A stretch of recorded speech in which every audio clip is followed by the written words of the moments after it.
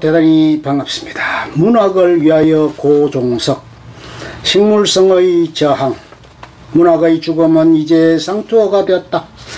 그것은 지난 세기 중엽의 서유럽에서 처음 발설된 뒤 그럴싸한 이론들의 뒷받침을 받으며 한담스라의 흔하디흔한 소재가 되었다. 그러나 문학의 죽음이 바야흐로 임박했다는 구체적인 징후는 새로운 세기의 초에도 보이지 않는다. 아마 21세기에도 그리고 그 이후에도 문학은 살아남을 것이다. 그러나 그 문학은 지난 세기까지의 문학과는 생김새와 놓여있는 자리가 많이 달라질 것이다. 동양에 쓰던 서양에 쓰던 문학이라는 말은 문자라는 말과 어원적으로 깊게 얽혀있다. 그것은 문학이 무엇보다도 기록된 것이라는 관념을 반영하고 강화해왔다. 이런 관념에 기대어 문학의 역사와 문자의 역사를 나란히 줄세운다면 문학의 역사는 5500년 정도 될 것이다. 쇠기 문자가 세상에 나타나기 전에는 문학이 없었을 것이고 디지털 형상의 문자를 위협할 미래에도 문학의 자리는 고스란하지 못할 터이다. 그러나 문학의 역사와 문자의 역사가 꼭 푸게지는 것은 아니다. 그 단적인 예로 구비 문학이 있다. 지난 5500년 동안 문자시대에도 그랬듯이 그 이전에도 구비문학은 존재했을 것이고 그것은 먼 미래에도 존재할 것이다. 실상 인쇄술의 발명과 보급 이래 문학의 변두리로 밀려난 구비문학은 대중문화의 물결을 타고 문학의 한복판으로 거드름을 떨며 복귀할 가능성이 크다. 그것은 무엇보다도 시와 관련해서 그렇다. 전통적인 의미의 시는 앞으로도 더 이상 널리 읽히지 않을 것이다. 유럽에서는 지난 세기 후반 이래로 시가 그 힘을 크게 잃었다. 대중에게 영향을 끼치는 살아있는 유럽 시인을 꼽기 위해 10손가락이 다 필요할 것 같지는 않다. 아직까지도 시집이 곧잘 베스트셀러가 되는 한국의 풍경이 유럽인에게는 매우 낯설 것이다. 그리고 길게 보면 한국에서도 시간 흐름은 시의 운명에 불리하게 작용할 것이 분명하다. 그러나 시 자체가 죽지는 않을 것이다. 시는 노래가사의 형태로 남을 것이다. 그것은 시가 그 본디의 모습으로 돌아가는 것이기도 하다. 시는 원래 노래였으니까 말이다. 시의 영역에서 구비문학이 부활하리라는 것은 그런 의미다. 물론 노래가사가 아니더라도 가사 못지않게 외형률이 도드라진 시나 감각의 표피를 도발적으로 자극하는 시들은 살아남을 것이다. 그러나 전통적인 의미의 시가 문학의 한복판에 남아있을 수는 없을 것이다. 소설은 21세기에도 여전히 쓰일 것이고 그 가운데 어떤 것은 수백만 부 심지어 수천만 부가 팔려나갈 것이다. 그러나 깊이 관찰하면 소설의 운명이 시의 운명과 아주 다를 것 같지는 않다. 팔려나가는 소설들은 현실에 대해 초월적인 거리를 유지하여 성찰의 계기를 건네는 본격 소설들은 아닐 것이다. 그런 징후가 지난 세기에 이미 나타났다. 미래의 문학을 주도하는 소설은 멀티미디어에 기생하는 초감각적인 소설들일 것이다. 그리고 그 기생하는 문학조차 프랑스어에서는 기생충이 의미하듯 고작 소음이나 자본 취급을 받게 될지도 모른다. 그것은 문학의 창작과 수용에서 대중이 득세하게 된 현상과 깊은 관련이 있다. 이런 현상을 가속화하는 것은 사이버 세계 또는 하이퍼 세계의 등장이다. 순차적인 종이 텍스트와는 다른 전방위적인 하이퍼 텍스트가 유행할 것이다. 물론 종이책이 사라지지 않을 것이다. 말하자면 컴팩트 디스크나 카세트 테이프가 종이책을 완전히 대체하지는 못할 것이다. 아이작 아시모브의 재치 있는 서술대로 종이책은 쓰는 사람의 뜻에 완전히 따르는 카세트이기 때문이다. 종이책은 사람이 눈을 떼면 이내 테이프가 멈추는 카세트이고 사람의 눈길이 닿으면 이내 테이프가 돌아가기 시작하는 카세트이며 읽는 사람의 뜻에 따라 빨리 또는 천천히 앞으로 또는 뒤로 건너뛰어서 또는 되풀이해서 테이프를 되돌릴 수 있는 카세트이다. 그러나 사이버 세계 곧 디지털망은 문학에 대한 사람들의 태도를 크게 변화시킬 것이다.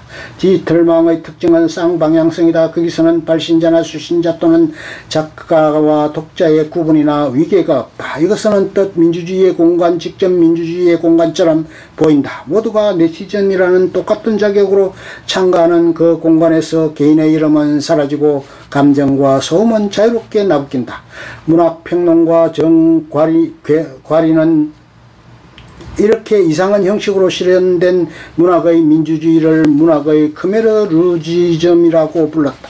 그러나 이 민주주의가 은밀한 의미의 민주주의가 아닌 것은 통신망 안의 직접 민주주의가 운영체계라는 상위 단계 체계의 정치 경제적 입장에 따라 조정될 수 있기 때문이다. 사용법이 편리해지면 편리해질수록 그 체계와 사용자 사이의 거리는 멀어질 것이기 때문에 더 그렇다. 이렇게 문학의 크메르루지즘의 만인의 자유를 보장함으로써 보이지 않는 기구의 통제에 만인을 묶어놓는 문학의 킬링 필드를 초래할 수 있다고 정과리는 경고한다. 사이버 세계가 사이비 세계이듯 사이버 민주주의와 사이버 문학도 사이비 민주주의, 사이비 문학이 될 수 있는 것이다. 문학은 그 어원과 상관없이 문자의 예술이 아니라 언어의 예술이다. 언어가 존재하는 한 문학도 존재할 것이다. 그러나 현실과 긴장을 유지하는 문학이 미래 세계에서 문화의 가장자리로 밀려날 것은 분명하다. 소설가 이인성은 21세기 문학 또는 식물성의 저항이라는 글에서 역사적으로 늙은 문학이 젊은 디지털 문화 양식에 저항하게 될 21세기를 애처롭게 내다보며 젊음에 대한 늙음의 이 역설적 저항을 식물성의 저항이라고 명명했다. 이러한 저항을 그리는 글의 뒷부분은 슬프고 아름답다. 새로운 문화적 상황 속에서 21세기 작가들은 더 이상 떠돌이가 될 수 없을지 모른다. 아무리 떠돌려고 해도 정교하게 구축된 체제의 회로를 맴돌다 제자리로 변두리의 오로지 되돌려질 작가란 존재들, 그들은 마침내 그곳에 뿌리를 내리고 깊어지며 들꽃 같던 문학을 피우리라. 외롭고 쓸쓸하게 어쩌다 찾아오는 누군가와 색깔과 향기로 대화하며 견디리라. 하지만 그 식물은 서서히 민들레꽃이 같던 자기의 미래를 허공에 날려 이동시키리라. 그곳이 사방으로 날려가 그 기계적인 체제의 녹슨 빈틈에 뿌리를 내려 꽃의 균열을 만들고 마침내 동시다발적인 컴퓨터 바이러스처럼 전조직적 창난을 일으킬 수 있기를 꿈꾸며 문학의 효용성에 대하여 죽어가는 아이들 앞에서 굳도는 아무런 힘도 없다. 사르트르가 1964년 4월 18일자 르몽드에 실린 인터뷰에서 이렇게 말했다. 바로 그 해 말에 노벨 문학상 수상자로 선정될 철학자, 작가가 문학의 한계에 대해 내린 차가운 선고였다. 사르트르가 이 말로 드러내고자 했던 것은 서유럽에 존재하는 문학과 인류의 다수가 직면하고 있던 비참한 삶 사이의 간극이었다.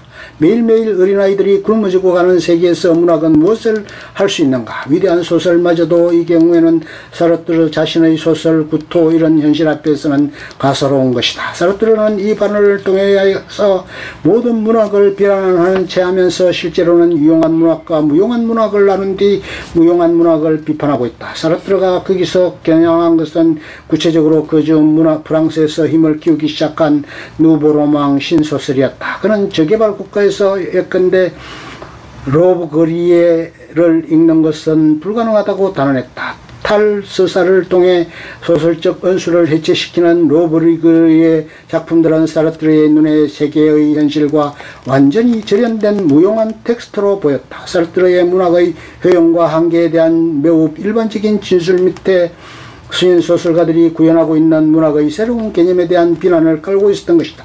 사르트르의 이 발언은 신소설가들의 그 옹호자들의 반박을 촉발시켰고 프랑스 문단은 참여 문학과 신소설의 대립구도 속에서 격렬한 논쟁에 휘말려 들어갔다. 당시 누보로망의 이론가였던 장 리카르두는 문학이라는 이름의 문제라는 글에서 사르트르의 주장을 이렇게 명료하게 반박했다. 한 어린아이가 굶주려 죽는다. 물론 그것은 추문이다. 문학도 그 책임에서 벗어날 수 없다. 문학은 인간을 다른 것과 구별짓는 드문 행위들 가운데 하나다. 인간이 다양한 고통, 포유류와 구별되는 것은 문학을 통해서다. 인간에게 어떤 특별한 얼굴이 그려지는 것도 문학을 통해서다. 그러면 구토는 무엇을 할 수 있는가? 이 책과 다른 위대한 작품들은 단순히 그것이 존재한다는 사실만으로 한 어린아이의 아사가 추문이 되는 공간을 규정한다. 이 책은 그 죽음에 어떤 의미를 부여한다. 세상 어딘가에 문학이 존재하지 않는다면 한 어린아이의 죽음이 도살장에서의 어떤 동물의 죽음보다 더 중요할 이유가 없을 것이다. 사르트르도 옳고 리카르도도 옳다. 죽어가는 어린아이 앞에서 구토는 아무런 힘도 없다. 그러나 우리가 구토를 또는 그와 비슷한 다른 책을 읽지 않는다면 그런 깨달음을 얻지도 못할 것이다. 문학이 있기 때문에 한 어린아이가 굶주려 죽는 것은 추문이 된다. 그것이 문학이 남아 있어야 할 이유다.